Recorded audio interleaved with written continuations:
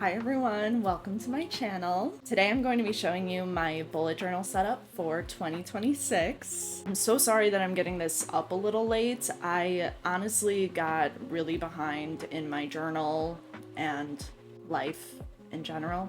But I still think there are some things that I can show you in this setup that will hopefully inspire you. That being said, I still have my January plan with me, and I would love to do a full flip through of my 2025 bullet journal. So I hope that you'll consider subscribing so that you don't miss those exciting videos coming up very soon. Even though I'm a little bit late, we are still in that date range that is by far my favorite time of the year to bullet journal. I'm someone who really feels that shift when a new year comes, where I feel really motivated and wanting to do things to improve my life. And my journal helps me get even more excited about that and also hold me accountable for things that I set for myself at the beginning of a new year. It's also fun to me because this is the time of year that I see most people wanting to start bullet journaling for the very first time. And if you're one of those people, I hope that my journal and my channel can help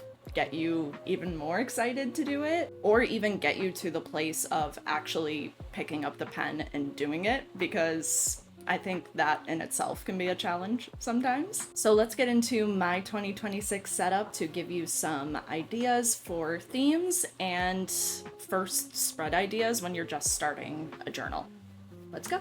So first things first, this is the journal that I'm going to be using for the first half of 2026. This is from Shop ARL, which is Amanda Rach Lee's stationery shop. It's an A5 dotted notebook with 160 GSM paper. The cover is in the vanilla swirl design, which unfortunately is not listed on the website anymore, but they restock from time to time, so hopefully it makes a comeback. I thought this design was perfect for winter and spring because it's like a yellowish white, and white obviously feels very wintry and yellow feels very spring. When we open it up, we first see the name page. So you're getting a sneak peek into what the theme is for the setup.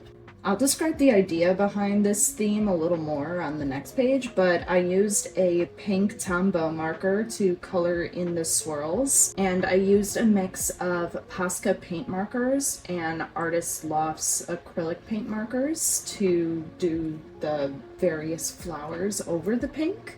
The paint markers make the flowers stand out way more, and I did want the flowers to be the focal point.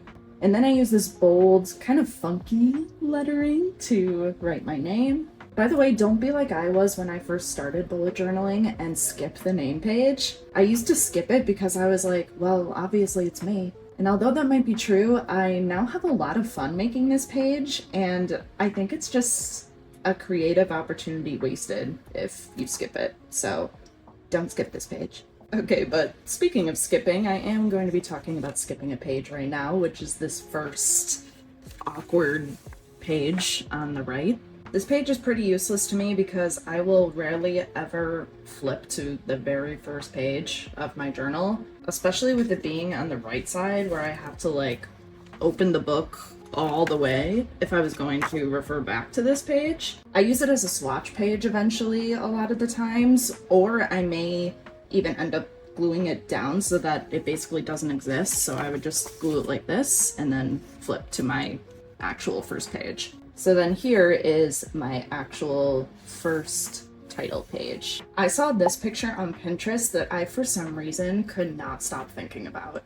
I thought it was so fun and cute, but almost more importantly, I thought it looked fairly simple. As I felt behind in my journal after the holidays, the last thing I wanted was to be stressed about what to do for this 2026 setup. But I will send a warning that even though this was really simple, it actually did take me quite a while. I think that was mostly because I had so many colors involved here, and I really wanted the colors to be spread out fairly evenly. So I did pretty much go in one color at a time. You also may notice on the flowers that I did little details of a different color inside of a lot of the flowers. So that just ended up being an extra step, but I think it was so worth it to add those details. So yes, this theme is simple, but no, it does not go quickly, if that makes sense. So obviously the artist here used a paintbrush to paint this pink stroke, but it also has flowers growing out of it, which is so cute.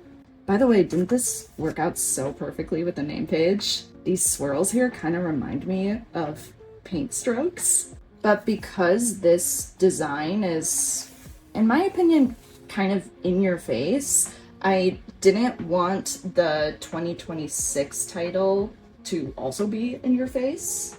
So I kept it really simple and just wrote it out in that same bold, groovy-ish font that you saw on the name page, just with an exclamation point at the end. Now, something else about this artist that was really cool was that they did a lot of variations of this same piece, but instead of paints, they would do like water with flowers coming out, or smoke from a chimney, or bubble solution from a bubble wand. And I just thought that was so unique and different. And so I kind of did want to play off of that for some of the other pages that you're going to see, which includes this next page. And that is my 2026 goals page. I love putting a goals page at the beginning of my journal, no matter what time of year it is. I think there's never a bad time to check in on your goals. And I think a goals page really helps hold you accountable and set your intentions in the right place. I did something a little different this year and split up my goals into quarters. A lot of people split them up into categories such as personal goals, finance goals, professional goals, etc. I tried doing that, and personally, it didn't really work for me. It sort of ended up stressing me out thinking about where to put certain goals that I have, like which category to put it in, and a lot of times they ended up even meshing together, where it's like a goal that I had could fit in multiple categories. And I also ran into not knowing where to put a certain goal under a certain category, and this page is not supposed to be stressful. So I'm going to experiment with seeing how timely goals work for me. So I just made 4 boxes and split them up into 4 quarters. I'm really thinking this is going to work for me because I'm just going to have all of my January through March in this box, and then when March comes along, I can check in on that box and wonder if I have done that goal, and then obviously get working on it if I haven't. It's almost like treating it like a homework assignment in my head, whereas doing my goals under categories is just me writing words. I just kind of think I ended up being all talk when I did it that way. So we'll see how this goes. And obviously for the design, I kept the same lettering that we've been doing so far on this entire page. I wanted to still keep that pink element in this page, so I just did a pink border using that same Tombow pink marker from the other pages. And as for the flowers, this is where I wanted to kind of get creative and use that same idea that the artist did, where we're using the flowers as some sort of branch off of another piece of art. Does this make sense?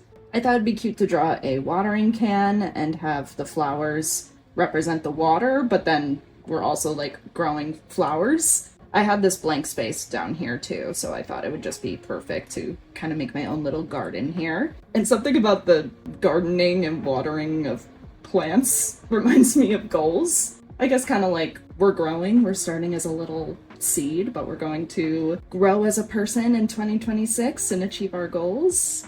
At least we're gonna manifest that. Sorry, it's a weird time of day right now, so lighting is coming in. The lighting may be changed a little bit because I'm trying to not get so many of the sunlight stripes in here. Anyway, my idea over here was to draw a light bulb, obviously with flowers inside of the light bulb, but also flowers coming out of the light bulb like they're rays of light.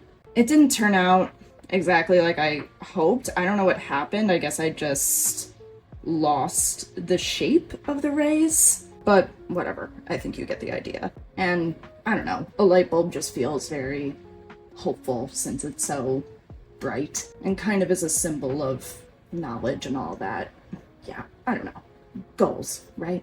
This is when I started to realize, by the way, that this theme is looking very spring, like super, super spring, which I guess is fine because this is going to be my journal for spring as well, but that wasn't like exactly the intention. But I guess I'm just in pure winter mode that it feels like a little jarring right now to look at this. But let me know what your goals are going to be for 2026. As you can see, I've not written any yet, so hopefully you can give me some ideas to jot down. Okay, so now let's go to our next page, which is our ins and outs page. If you don't know what an ins and outs page is, it is a list of things that you want to bring into your life at whatever time you are making this page, and things that you would like to kick out of your life at the time you're making this page. I've done this page a couple of times now, and so far I've only done it at the beginning of a new year. I think this is just another great idea to set your intentions and see everything in a list form. Sometimes just writing down the things that you want your year to look like can be really powerful. So I highly recommend this page, even though for me, I end up doing a lot of like repeats. Meaning like last year, I definitely put like journaling as an in for 2025, and I'm going to say it again for 2026. But I still think it's a really healthy exercise, and a year ago was a long time ago, so I want to see what I'm going to put and honestly see if anything changed from last year, because again, a year ago was a long time ago. I've changed, you've changed. So once again, let me know in the comments below what you would put for your ins and outs of 2026. I did the same pink border that we did on the last page, and I decided to put flowers outside of that pink border. There weren't enough flowers, and that's such a focal point for this theme, so I thought I would try that. I think it looks like okay. It's not my favorite, but I do like these little illustrations that I have. I have a book opening up with flowers coming out of it on the ins side of things. Just again, kind of reminding me of like hope, knowledge, and goodness, I guess. And then on the outside, I decided to draw a vacuum sucking up the flowers. Maybe that's kind of dark, but I also thought it was kind of fun and silly. The next page is my Etsy shop tracker. So obviously this one is pretty personal to me. I have an Etsy shop and it's super, super small, and I honestly haven't updated it in a while. So making a tracker is very manageable for me and also motivating for me to actually update my shop, which I do have a lot of ideas for, so go check out my shop at the link in the description. If you haven't, you can see what I'm currently selling, or you could follow my shop to see the exciting things that I have planned for 2026. But because my shop is so small, I really like to track who is ordering something and what they got from my shop, really just as a memory keeper. I want to do this for as long as I can. I am so, so grateful when anyone buys my art, so I want to show that in my journal. So that's another bonus. You get to be in my journal if you buy something from my shop. So yeah, I write the name of the person who ordered something, the date that they ordered, and the product that they bought. And then I have a little section for a brain dump because I sometimes have a random idea that I want to do in the future, and I want to be able to document that to look back on. Again, I used the same lettering, but I did bring back the paint aspect from the title page. I was going to just draw flowers here, but I wanted to bring the paint back, and I thought it'd be cute to use paint rollers this time.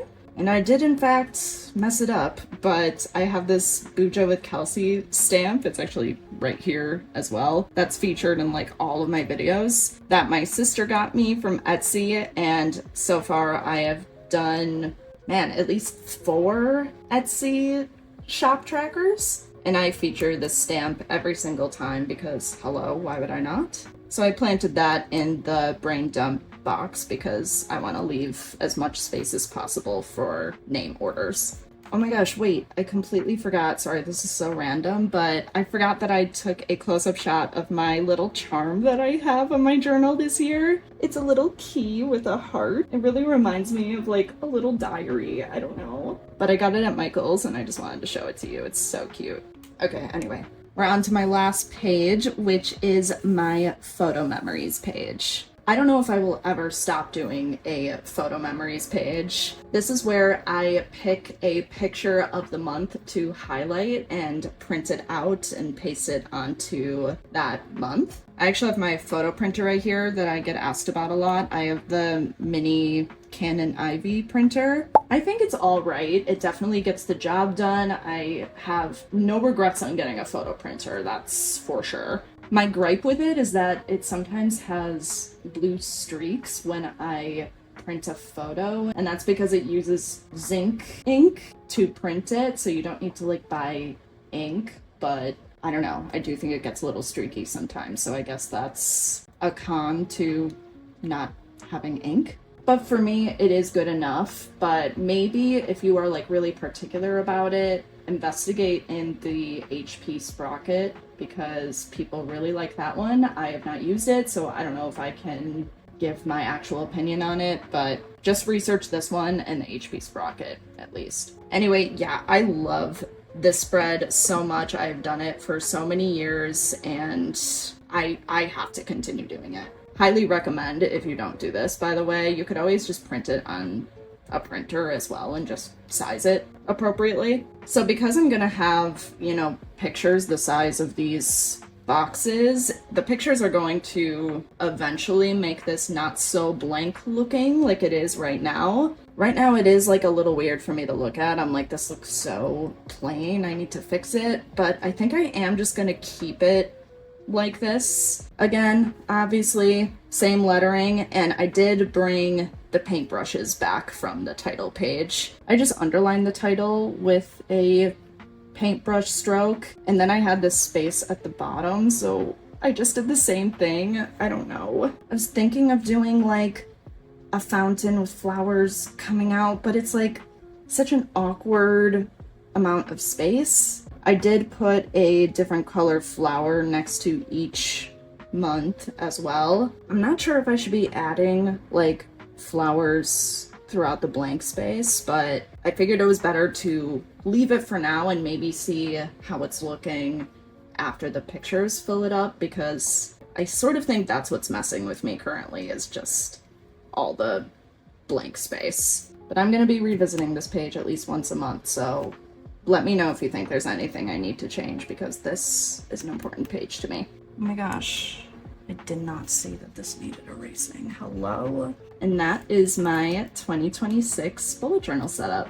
I hope you all enjoyed my setup for this year. I am so excited for 2026 and all the ideas that I have planned to put on social media in the future. So again, please consider subscribing if that excites you and you like what you saw today. And while we're here, check out my TikTok and Instagram. It's the same at Bujo with Kelsey. I post on both of those every single day. I post a lot of short form content and honestly a lot of things that you won't see on my YouTube channel, so it's a little more of a behind the scenes extras kind of format. I really appreciate you if you stuck around all the way to the end. Thank you so much for watching, and I hope you all have an amazing 2026. Okay, bye!